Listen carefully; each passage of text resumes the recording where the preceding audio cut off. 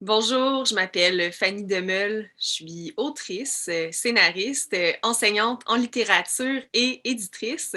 J'ai signé 4 romans, Déterrer les eaux, Roux clair naturel, Mukbang et Islands, ainsi qu'un récit illustré intitulé Bagel. J'ai aussi écrit plusieurs nouvelles, donc plusieurs courts textes dans des revues et collectifs littéraires.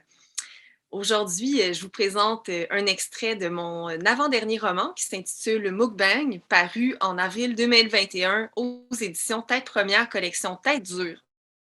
Donc, Mukbang, vous le présenter très brièvement, c'est un roman qui est complètement déjanté, qui s'inspire du phénomène YouTube des mukbangs, qui sont des vidéos dans lesquelles les personnes mangent des quantités phénoménales de nourriture. Et en fait, ce qui m'a intéressée, moi, à travers ce phénomène-là, c'était ce que vivaient les personnes qui faisaient des mukbangs et les personnes qui les écoutaient. Et donc, on pénètre vraiment au-delà de l'écran pour suivre les personnages qui sont dans cet univers-là, mais pas que. Il y a vraiment une galerie de personnages qu'on finit par découvrir le long de l'histoire. Cette histoire commence avec la jeune Kim, qui est une animatrice de mukbang.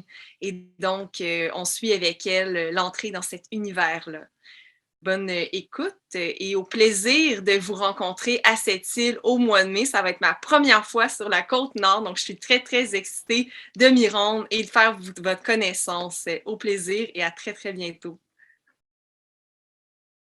Extrait de Mukbang de Fanny Demeule. J'appréhende chaque nouveau tournage. Dès que j'allume la caméra, un vertige me prend, comme si je suffoquais. Ma gorge rétrécit, puis enfle. Mon thème de voix devient plus aigu. J'ai l'impression de parler en petite fille. Je ne sais vraiment pas ce que je fais. Je perds mes mots, dis n'importe quoi. Ma bouche parle toute seule. Ma tête se vide, je ne sais plus à quoi m'accrocher. L'impression de ne plus être une personne, qu'un tube digestif déréglé, nauséeux, qui passe son temps hors ligne à évacuer le trop-plein dans la bolle. Un tube acide et enflé, gavé de tomes et de cravoles. Je ne sais pas de quel côté de la caméra je me trouve, qui je regarde dans le miroir noir de la lentille. J'ai peur de démarrer l'enregistrement. J'ai peur que les gens voient la tristesse dans mon sourire. Derrière mes yeux, le vide est en train de se creuser. J'écris à Morphéa. Il me semble que je m'égare. Elle me rassure. J'avance dans la bonne direction, celle de ma consécration. Souvent, la traversée la plus sombre débouche sur la lumière. Ne t'arrête pas. Donne tout ce que t'as. Le succès demande des sacrifices. Ces paroles me confortent. Je continue, j'irai jusqu'au bout. Même si je doute encore. J'ai confiance. J'ai confiance. Il faut que j'ai confiance. J'appelle chez mes parents. Besoin d'entendre une voix familière. Le téléphone sonne 3 fois. Ils ne veulent peut-être plus me parler. Enfin, ma mère répond. Son timbre est joyeux. Elle semble surprise de mon appel. Comment ça va de ton côté? Ton appartement est à ton goût? Elle me demande s'il me manque quelque chose. Si je veux qu'on aille magasiner au Costco ou Ikea ensemble.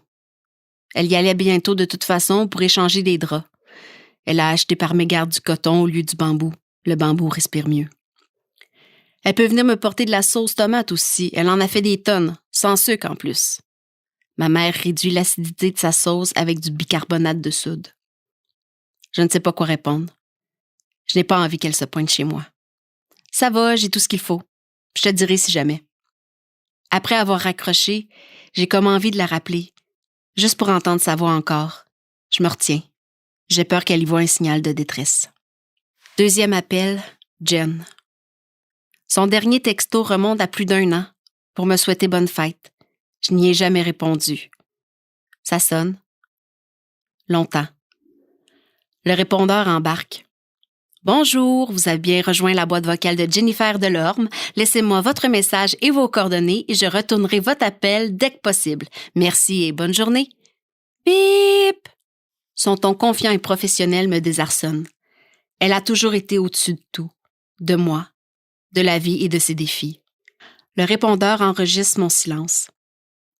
Je ne sais pas quoi lui dire. Pourquoi est-ce que je l'ai appelée déjà? Qu'est-ce qu'une étudiante en droit ferait avec sa cousine YouTubeuse de toute façon?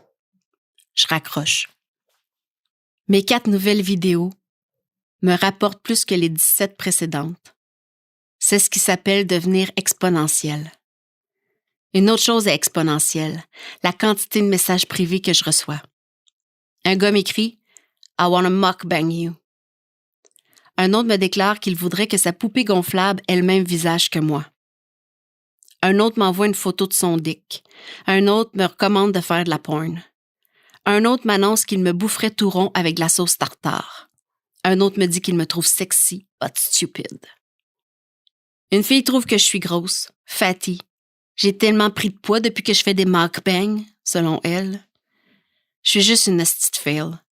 Même pas capable de gérer ma graisse.